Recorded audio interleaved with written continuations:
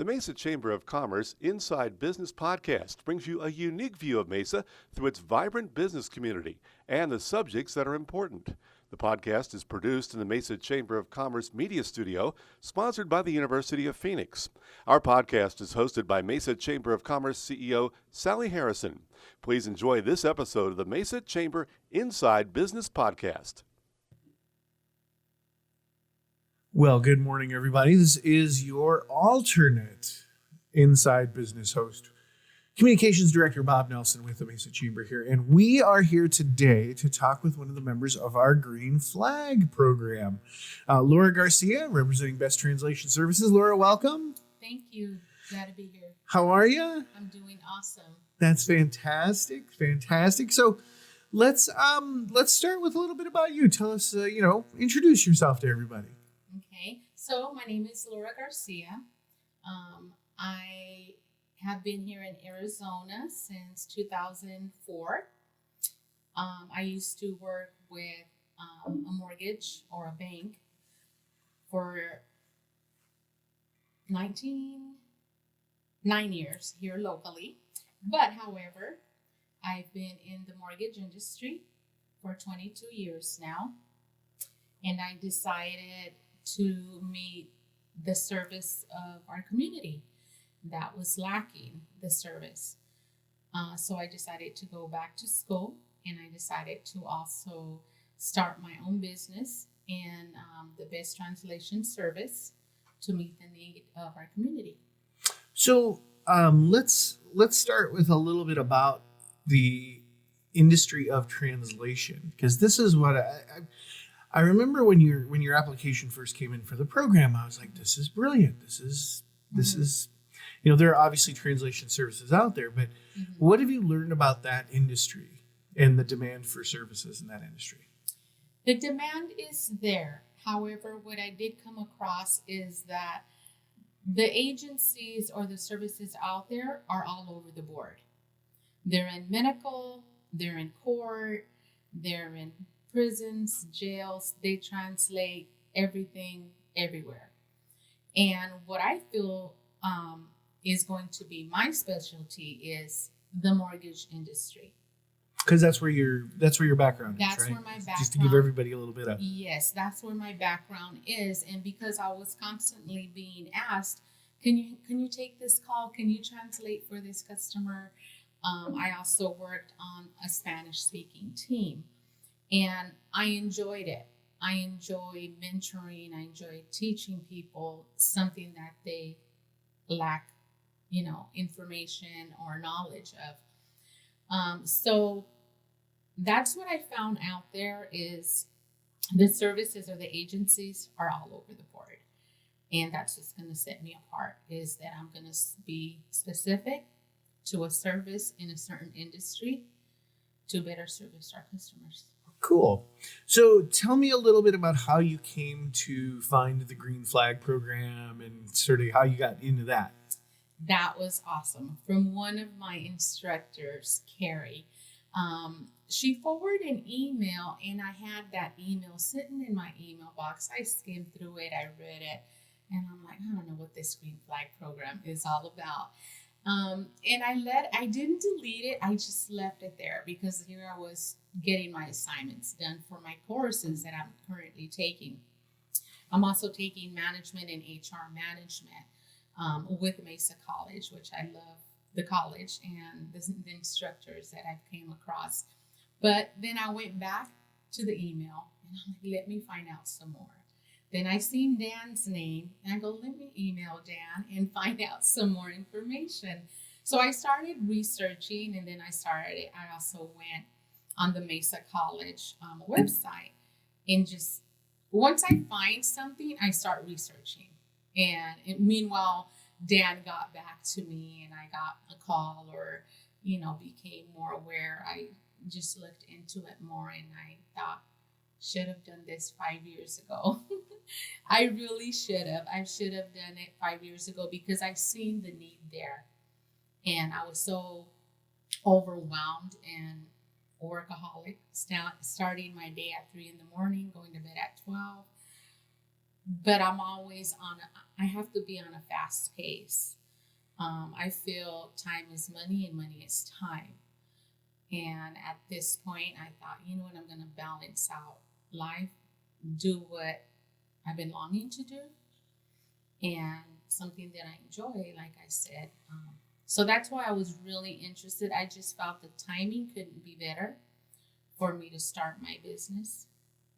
And you're a little bit on that path already. So you've contracted to have your LLC done at this point. Yes. I don't think people will hear this until that's all approved. So don't be stealing her name now. Come on, people. Do good. But I mean, at this point, so the objective of the program is to get you from kind of start to where you're actually doing business. So how far along at this stage, when we're recording today, are you? At this stage, right now, I'm waiting to receive my license that's being registered, my trademark. I'm also looking to branch out to California. I'm originally from look California. at you! Already taking over I've the world. I've always thought, go big. If you're gonna do something, do it the best that you can, 110%. But I think the important thing is you have to enjoy the type of work that you're doing. I think because I was in the mortgage industry, underwriting, closing loans, and that, I wasn't finding the spot in my daily life that I truly wanted to develop. And I think with all the skills that I have learned in the mortgage industry, these 22 years, it's time. I'm like, okay, Laura, you've done everything you can in those areas. There's no more up ladder or more income. But I'm not only doing it because of the income, it's the need. What I enjoy doing, like someone that enjoys doing art or singing, it's the same fulfillment, I should say, that I feel. So let's talk a little bit about what you've seen in the mortgage industry, because obviously you've started this business because you feel that there is a need, that there's a significant population of buyers that need translation services on their mortgages. Talk a little bit about that, because I think that's a fascinating. Yes. So the way I came out here to Arizona is because my mom sold her home in California and needed to find a home out here. So I told her, Mom, I was already in processing or in the mortgage industry in California. And I told her, Mom, okay, let's go to Arizona. I'll help you find help you find a home. The thing is, I already knew everything that was needed in the packet for the loan. So when we came out here, we hooked up with a realtor. We went to go see several homes. And finally, she decided, I like this one.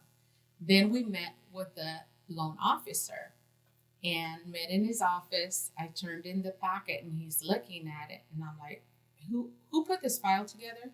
Who tagged it? Income, bank statements, everything he needed.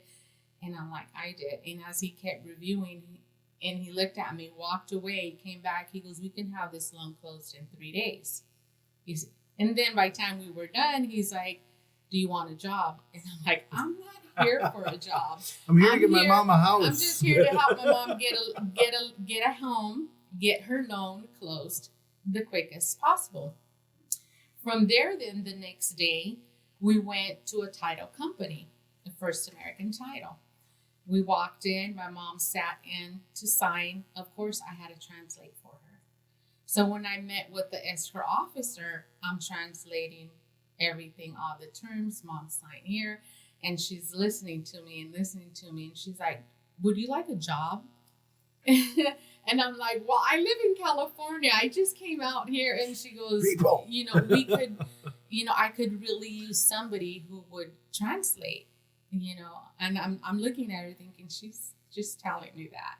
And she said, no, she goes, I could really use your service in translating. But that's the way I came out here to Arizona and assisting my mom with translation. She's older, she's 91, still lives.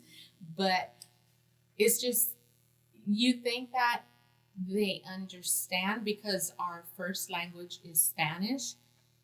Our brain translates the information differently. Sure. So there's at times when I tell my mom, that's not what she meant. Right. And I explain a little bit slowly. She's like, oh, okay. She was just nodding her head to everything. Right. But that's where I seen that there was a need, especially when I was on the Spanish speaking team with the bank, and I would come across these elderly couples and they were like, well, what are they talking about, rate? Or, they say I can pay, something to lower the rate, the discount point. And so that's where I seen. So it almost sounds like a little bit more of a concierge service, because you're doing a little bit more than just literal translation. Well, with my mom, I was, and I try, it's very important that we stay within our line, within our path, because, for example, I'm not a legal tax advisor. I won't go into that area. I won't advise on how to take title. That's another area. But as far as just, what am I signing? What is my final loan amount? What is my payment going to go? Sure. So basically, I'm translating the documents that have been approved and completed by the bank, and the escrow officer has finalized numbers. That's it. So it's not as if I'm translating a book. Right. Because that's another legal part where you do take a legal responsibility that every term is accurate. But however, I'm just verbally translating, assisting you when you're signing, which I enjoy doing. Cool. So if someone were to want to get a hold of you, how would they do so? By email. And I'm going to also create an email, with Best Translation Service, my cell phone. And is that something you want people to be able to call you on? You want to give that out, or? I think that I will probably have two numbers, one for a general number. They can shoot me an email once I touch base with the customer, or my customers are going to be the third-party vendors, which is the title company, escrow, loan officers, realtors. They're going to be my customers. My customers are not going to be the public. The public is going to be their customers. Okay. So I'm assisting companies or vendors, I should say, to better service their clients. Cool. So it'll be the escrows or the company side. They'll be like, hey, we need somebody to translate, and they'll contact you to come in and do the translation. Right. Is that kind of okay? All right. And we can do it virtually, Okay. especially right now.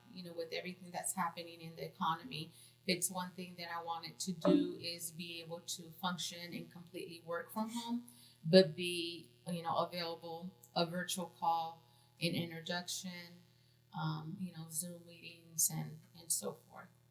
So where do you see yourself and where do you see translation services, maybe not just in the mortgage industry, but just in our community in general? How do you see that growing over the next few years? I see it tremendously growing. And right now, over this weekend, my brain's even working I shouldn't have it just limited for Spanish speaking. As we know, the United States is a melting pot, but so is Arizona. I mean, tremendously, we're having a lot of people from different countries here, and I look at it, well, why not service them as well? Once I get established, I would like to hire staff that specialize, in Tagalog and another, language that we could service better the community and help them out. Well, that's cool. Yeah. So, the Green Flag program, you like it so far? I love it. I'm learning a lot, something very new for me. I love the people that I'm meeting, the mentoring, the support. Thank you very much. The support is amazing because that's what inspired me to, Laura, take the next step. It's now, I come from a family of businesses. They're all entrepreneurs. My dad, my husband's family, from restaurants, from technicians, from auto. I owned my own barber and salon. but we didn't have the proper tools. Everyone can buy a home, not everyone can pay it off. It's the same logic, I think, with owning a business. Everyone can open the business, but if you don't make it after there's 2 years, but I've learned it's like, okay, why didn't they make it? What didn't they know? And of course, my parents weren't educated on that part of planning. And I've been a person, when I had my barbering salon, is I would plan out my year. I already knew every 3 months, seasonal, what I was going to market, who I was going to market to, and I would market through the schools, recognizing students, even in elementary, giving them free haircuts for, having good grades and that. I mean, if a child or a teenager from high school comes in and gets their haircut, well, they have a mom, they have a dad, and it's more likely they have siblings. So that's, how would I say? I like to be proactive and plan ahead. That's our guest, by the way. We have a guest. We have a guest bird Knock, that knocks on the door every now and then. So thank you so much for joining us today. It's exciting to learn about this business because I think this is definitely a business that has a demand in the community, and I think the opportunity to help you get this business off the ground is very exciting for all of us. Yes, thank you very much. I appreciate it. So, Laura Garcia, Best Translation Services, thanks again for joining us here on the Inside Business Podcast with the Mesa Chamber of Commerce. And you will soon be able to avail yourself of her services. Probably when this is published, it will be because she is open. And we'll get you information on her grand opening and Thank when you you can join her and celebrate that. So, Thank you. Thank you you bet. once again. Thanks, Laura. Have a good day. Thank you. This has been a Mesa Chamber of Commerce Inside Business Podcast. You can find all podcast episodes at iTunes, Spotify, or your own favorite podcast website. You can also find them online at mesachamber.org. Content of this podcast is copyright the Mesa Chamber of Commerce, unless otherwise noted.